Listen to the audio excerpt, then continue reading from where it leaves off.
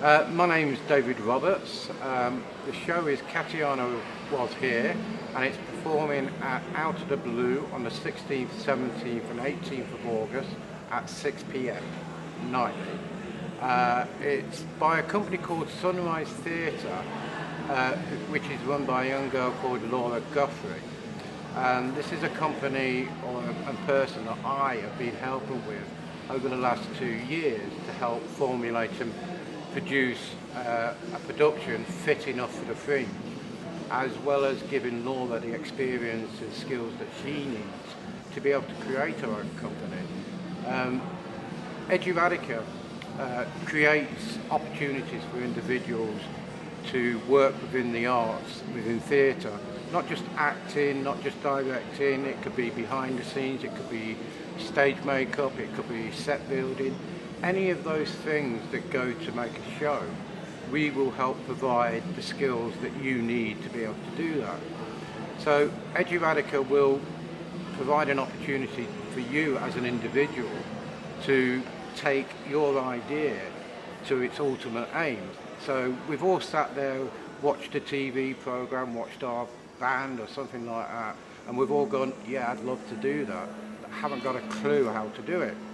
And when they usually go to most theatre companies or most organisations, they're very often put off simply by the fact that they, I don't know, they maybe have to make the tea for the first time or something like that. And so there's a lot of education needed for them to understand that some of the skills you need to be a writer are learnt in other areas of the production process. And so it's about giving them the experience and the opportunity to experience all them, so they can then bring it together themselves, as in Laura's case, to create Katianno Was Here. I met Laura whilst working on another production with a company called Paradoxical Inc., which I'd also done the same thing with. And she was an actress that was sitting there drawing little cartoons while everybody was rehearsing and everything. And I just knew there was something inside her that was worth actually picking. And so after the production of Snapshots, I said, look, is there something you want to do? And she said, oh, I've got this great idea and nobody will do it because it's a big long story and it's about someone dying and I don't know how to do it. And step by step over the next year and a half, we've put it together. It had its first performance in March during Festival Edinburgh. We then took it to the Leaf Festival to see if it would work on a level playing field. And it really was a success. We performed it down at Cafe Nemrut.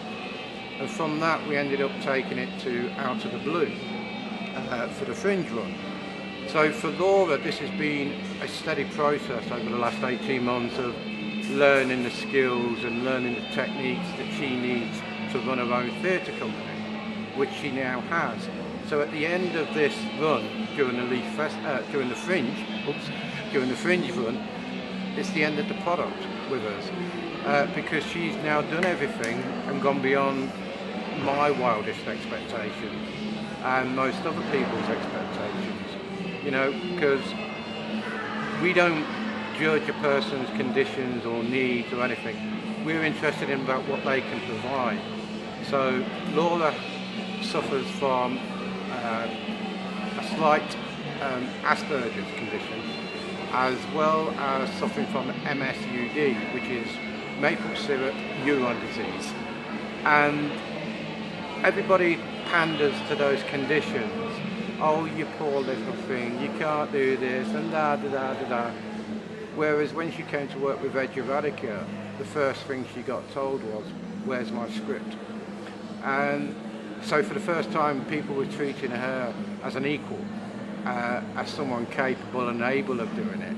And instead of poo-pooing an idea, sit there, listen to it and say, okay, this is how we do it, this is the way we're going to do it. And she's done it. She has been amazing, honestly, beyond my wildest expectations. So was the festival always the sort of goal for the show as such? No, the original goal was simply for Festival Edinburgh.